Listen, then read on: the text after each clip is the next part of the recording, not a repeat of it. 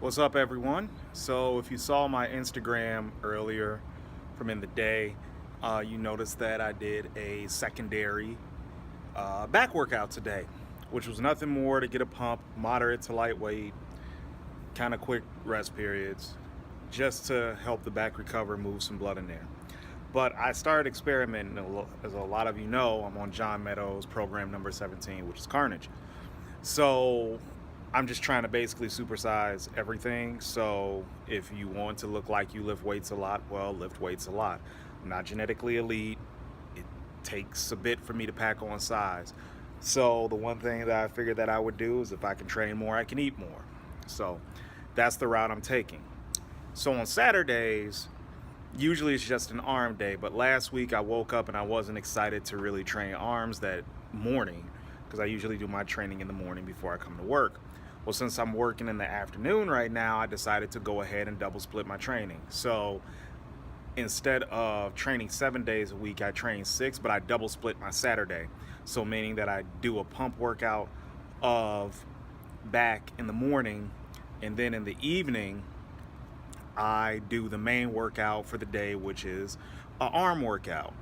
So there are benefits to double splitting your training, whether or not you want to do it the way I'm doing. But you know, it's been shown throughout history that double split training can work. It's just that, time constraints, people are on the go, folks have a very busy lifestyle and they can't hit the gym twice a day for 2 weight room session workouts. If they're in contest prep, that's kind of a different thing because the morning session is usually devoted to cardio and the evening is usually devoted to weights. But both of these sessions are devoted to weights. So it's kind of hard for people to do double split training these days. But if you can try it, at least on a weekend, if you train on the weekend, try it out, see how it goes. Couple of things that I found out. One, you have to be very fueled and hydrated. Today's morning workout did not go as well as I had planned. Mainly because all I did was I woke up, I had a Hexapro shake because I don't like to eat a whole lot when I wake up. Whether or not it's in the morning or at night before I go to bed, or before I get to work or when I'm at work, I don't like to eat a lot because I work overnights. So the morning workout wasn't that great. Something told me to have a meal before, but I didn't. I just usually stick with a protein shake. Kind of paid the price on that. But now for the arm workout, I'm actually fueled. Had a couple meals. Pretty good thing of hydration, which this is just sugar-free Hawaiian punch. And I'm actually downing a protein bar, excuse me.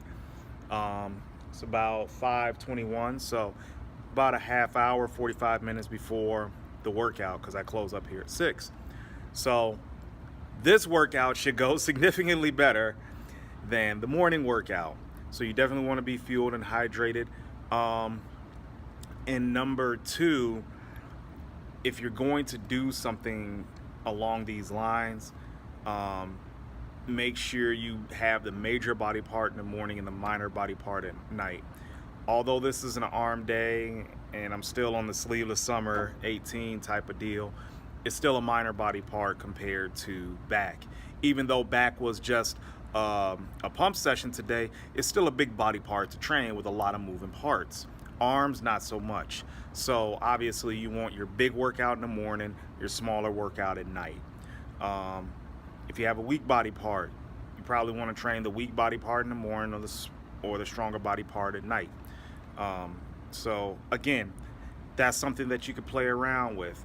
I can't get into the scientific specifics of double split training, whether it leads to increased muscle protein synthesis or increased uptake of carb. Look, I don't really deal with the science part. I'm a journalism major. I'm good with words. I could type the fuck out of article, but I can't really do no science. So I'm going to yield to Meadows and people that like to read those studies because I ain't got the patience for it. When you put et al. In an article, you automatically lose my attention. So we're going to close up here. We're going to go blast arms out, and I'm going to give you some good tips Again, I'm using program number 17 from John Meadows, which is Carnage. So if you haven't followed a Meadows program, if you haven't done a Meadows program before, this is advanced. I don't recommend beginners try it, but if you feeling froggy, jump. So that's all I gotta say. Let's get to it. All right. Thank you everyone for joining me again. Like I said, this is the second workout of the day. This was filmed on Saturday. Start off with rope press downs, rope hammer curls for a superset. And we did 4 rounds of 10 on each one. So you just start out simple. Tricep press downs with a rope, and then you transition by putting the pulley down on the lower part and then doing rope hammer curls. With the rope hammer curls, what I'm just trying to do is I'm trying to keep my elbows in a fixed position. I'm just strictly using all forearm just to get a nice strong contraction. With the press downs, it was a little iffy today. I'm locking out. I'm just short of lockout all the way just because my elbows have been killing me lately. Probably need to leave some straight bar stuff alone as far as barbell curls and all that. So that's why I haven't locked out all the way. But again, keeping my elbows in a fixed position with the rope hammer curls. Main thing with rope hammer curls too, you just want to really get a nice hard squeeze at the top. Real nice hard squeeze. Again, as you can see, just short of lockout. Hey, excuse the farmer's tan. God, that looks terrible. But I wear shirts with sleeves almost constantly. So this was the 3rd round of the superset. I did 2 rounds to get the blood moving around. I can't discount how much a warm-up, even for arms, how important a warm-up is. So always warm up your body parts thoroughly before you go through any type of exercise sequence. Right here is their incline dumbbell curls, but this is done not like sitting back, but more leaning forward. And what I'm trying to do with the dumbbells, you can't really see it, but I'm trying to really squeeze them together just to get a strong contraction and increase the tension throughout the movement. And then immediately I just turn around and sit on the upper part of the bench, kind of like with my head hanging off, and go into extensions. Again, not locking all the way out just because my elbows have been killing me. But I want to touch back. I just want to rewind a bit by talking about the incline dumbbell curls. Now, you're trying to increase the tension throughout the movement.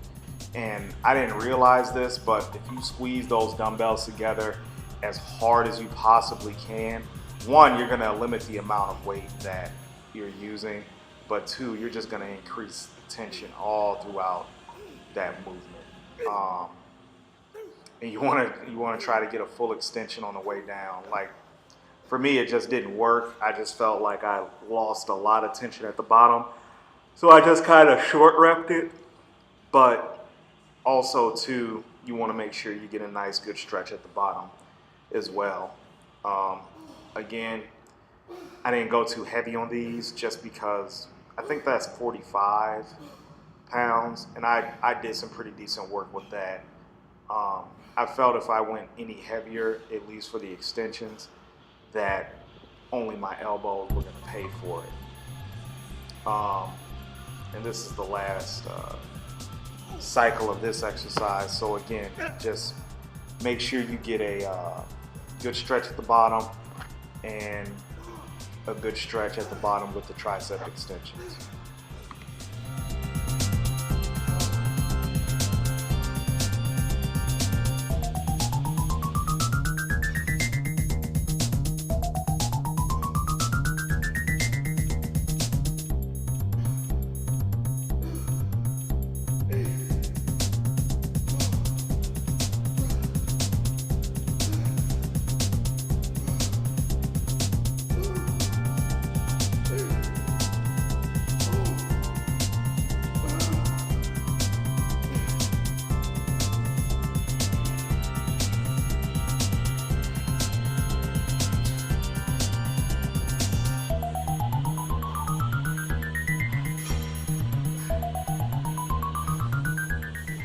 no superset here, just 2 straight sets, mainly just because I didn't feel like it.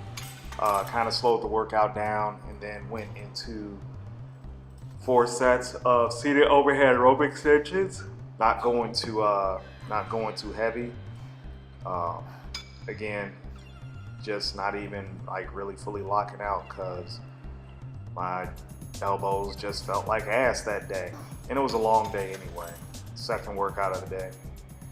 I'm not the hugest fan of this exercise. I actually like it with dumbbells more. I just went ahead, bit the bullet, did what the program said, and kept it moving. And plus, I started to not feel too well at the latter half of this workout. But again, like I said, did straight sets, and for the next exercise, you'll see interesting piece of equipment. If you have it, great. If you don't, not a big deal. Nautilus curls. I definitely like where the arm positioning is at on those. Like the caption says, I think I did 4 sets of 10, maybe 12, I didn't count. But definitely not one that you want to get a stretch on because you could end up hyperextending your elbow. So just kind of keep constant tension on the bicep. But that's pretty much straightforward. If you don't have that machine, you can emulate it, but just do a concentration curl. It's pretty much the same premise, except your arm is in the air. Those are good. That machine is actually really good for occlusion training if you haven't tried it yet. But that's pretty much the arm workout. Again, thanks for watching, and hopefully if you got any questions, just leave me a bit of a comment and I'll get back to you as soon as possible. All right, thanks guys.